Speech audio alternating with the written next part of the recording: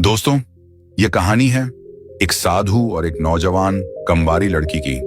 यह एक खौफनाक जंगल की दास्तान है जहां एक साधु अपनी झोंपड़ी में रहता था। इस कहानी की असल शुरुआत तब हुई जब एक रात शदीद तूफानी बारिश हो रही थी। हर तरफ घूप अंधेरा छाया हुआ था। आसमान से बिजली जोर जोर से कड़क रही थी और जंगल में खौफनाक सुनाता था। साधु अपनी झोपड़ी में बैठा था, दरवाजा मजबूती से बंद कर रखा था ताकि बारिश और तूफान की शिद्दत से बच सके। अचानक उसकी झोपड़ी के दरवाजे पर दस्तक हुई। साधु हैरान हो गया कि इतनी रात को कौन आ सकता है। इस जंगल में उसने हिम्मत करके दरवाजा खोला तो देखा कि एक हसीन और नौजवान कमवारी लड़की बाहर खड़ी है। उसके कपड़े बारिश में मुकम्मल भग चुके थे और उसके जिस्म की हर तराश वाज़ेह हो रही थी। जवानी उरूज पर थी। साधु ने रानी से पूछा, यह लड़की तुम कौन हो और इस खौफनाक जंगल में इतनी रात गए और ऐसी शदीद बारिश में यहाँ क्या कर रही हो? वह लड़की खौफजदा लहजे में बोली, बाबा जी, मैं इस जंगल के साथ वाले गांव में रहती हूँ। मैं बहुत डर चुकी हूँ।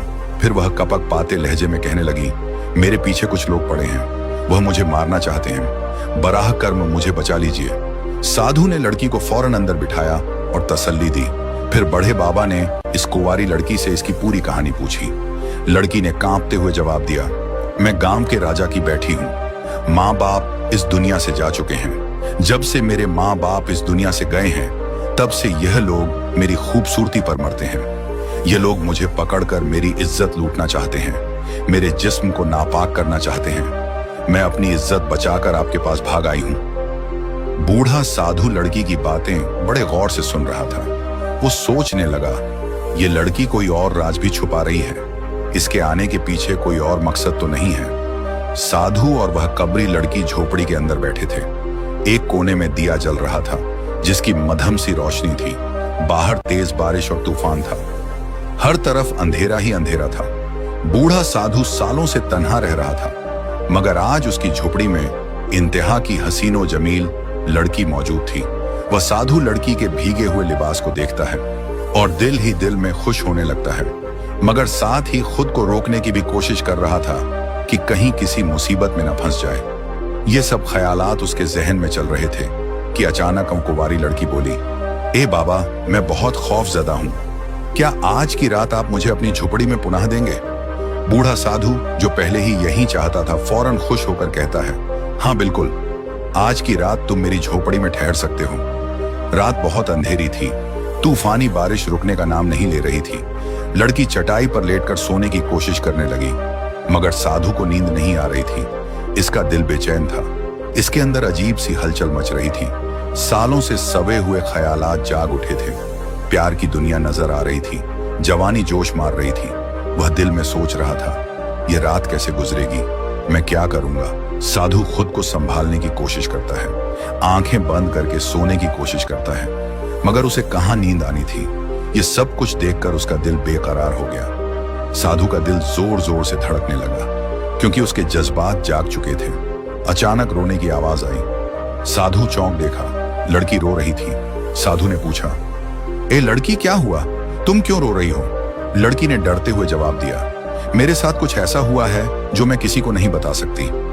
यह सुनकर साधु हैरान रह गया और बोला, ऐसी क्या बात है जो तुम मुझसे नहीं कह सकती? आखिर कौन सा राज छिपा रही हो तुम? वह लड़की कांपते हुए बोली, मैं कोई अच्छी लड़की नहीं हूं। मैं एक बुरी लड़की हूं। मैं अच्छे काम नहीं करती। मैं बहुत प्यासी हूं। फिर उसने एक ऐसी बात कही कि साधु का खून ही खुश हो गया। वो साधु की तरफ देखकर बोली, मैं कोई आम लड़की नहीं हूं। मैं एक भटकी हुई आत्मा हूं। यह सुनते ही साधु के जिस्म में कपकपी तारी हो गई। उसके पैरों तले जमीन निकल गई। वह डर के मारे घबरा कर बोला, अगर तुम एक रूह हो तो मैं यह कैसे यकीन से मान लूं? इसका मतलब क्या है? लड़की ने आह भरी और अपनी कहानी सुनाने लगी। यह बहुत पहले की बात है। मैं एक रानी थी, मगर एक शख्स मुझसे शादी करना चाहता था जिसे मैं पसंद नहीं करती थी, लेकिन उसने मुझे हासिल करने के लिए काला जादू किया। मैं उसके जाल में फंस गई और उसने जबरदस्ती मुझसे शादी कर ली, मगर मैंने उसे अपनी इज्जत पामा नहीं करने दी। मैंने उसे शादी की पहली रात अपने करीब नहीं आने दिया। इस पर वह गुस्से में आ गया और मुझे मारने लगा। जब वह मुझे कत्ल कर रहा था तो उसने कहा था कि मेरी रूह तब तक आजाद नहीं होगी जब तक मैं किसी नेक और अच्छे इंसान या साधु के साथ हम बिस्तर ना हो जाऊं। यह सुन सूते ही साधु कांपने लगा। वो लड़की उसका हाथ थाम कर बोली, मैं झूठ नहीं बोल रही। अगर तुम आज रात मेरे साथ न समय तो मैं हमेशा के लिए इस जंगल में भटकती रहूंगी और मेरी आत्मा का भी सुकून नहीं आएगा। साधु का दिल जोर जोर से धड़कने लगा। लड़की अपने नर्म हाथों से उसके जिस्म को छू रही थी, मगर वह परेशानी में था। इतने में बाहर से किसी की भयानक आवाज आई। साधु फौरा उठा और झुपड़ी के बाहर आया। उसने दरख्त पर एक एक साए को बैठे देखा। साधु उसे देखकर हैरान रह गया। साधु ने पूछा, कौन हो तुम? वो साया आहिस्ता आहिस्ता उसकी तरफ बढ़ने लगा। साधु ने पलटकर झोपड़ी के अंदर देखा, मगर वह लड़की खामोशी से खड़ी थी। उसने कोई जवाब नहीं दिया। साया उसके करीब आया और गर्जदार आवाज में बोला, मैं वही हूं जिसने तुम्हारे पास इस लड़की को भेजा है। यह वही साया था जिसने काला जादू करके इस लड़की को कैद कर रखा था। वह साया जोर से हंसने लगा और बोला, साधु तुम मेरे जाल में फंस चुके हो, अब तुम भटक चुके हो। साधु ने कहा, तुम्हारा काला जादू मुझ पर असर नहीं करेगा। तुमने क्या सोचा था कि मैं एक हसीन लड़की को देखकर भटक जाऊंगा? हरगिज नहीं।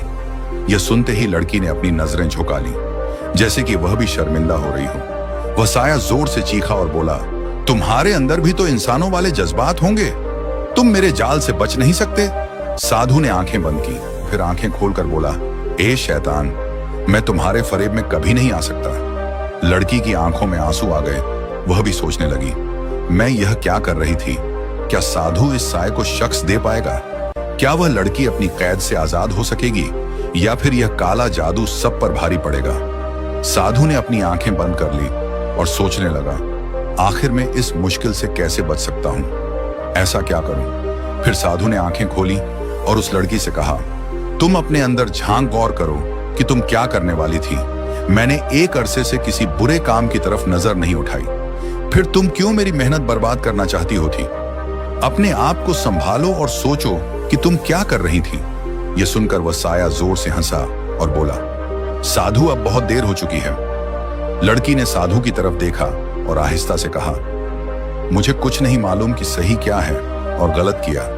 मैं सिर्फ इतना जानती हूं कि मेरी रूह को सुकून मिलना चाहिए और आजाद हो सकूं। किसी भी तरह साधु ने नरमी से कहा, तुम्हें अपनी रूह के लिए नहीं बल्कि खुद के लिए जीना होगा। यह जंग तुम्हें खुद लड़नी होगी। साधु की बात सुनकर वह लड़की चौंक गई। उसने गहरी सांस ली और कहा, तुम बिल्कुल सही कह रहे हो, यह जंग सिर्फ मेरी है और मैं खुद लड़ूंगी। फिर उसने अपनी आंखें बंद कर ली और सुकून महसूस करने की कोशिश की। उसी लम्हे साया धाड़ हुए, बोला, क्या तुम मुझे शक़त देने के लिए तैयार हो? लड़की ने मजबूत लहजे में कहा, हाँ, मैं तुमसे लड़ने के लिए तैयार हूं, तुम भी तैयार हो जाओ। फिर उसने आहिस्ता आहिस्ता अपना हाथ उठाया और उस साया को पकड़ने की कोशिश की। जैसे ही उसने साया को छुआ, तेज हवा चलने लगी और साया हवा में उड़ने लगा। वह साया खुद को बचाने के लिए तड़पने लगा, मगर अब उसका बचना नामुमकिन था। लड़की ने हिम्मत से उस साये को नेस्तनाबूद कर दिया।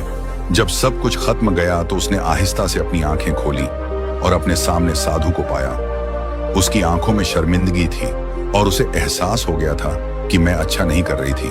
वह साधु के कदमों में गिर पड़ी और बोली, मुझसे बहुत बड़ी गलती होने वाली थी, मगर आपने मुझे बचा लिया। मैं दिल से आपकी शुक्रगुजार हूं। साधु मुस्कुराया और बोला, कोई बात नहीं, अब तुम यहां से जा सकती हो। लड़की ने सिर झुकाया, आंखों में आंसू लिए और खामोशी से उस जंगल से निकल गई। हमेशा के लिए उसकी रूह आजाद हो गई थी।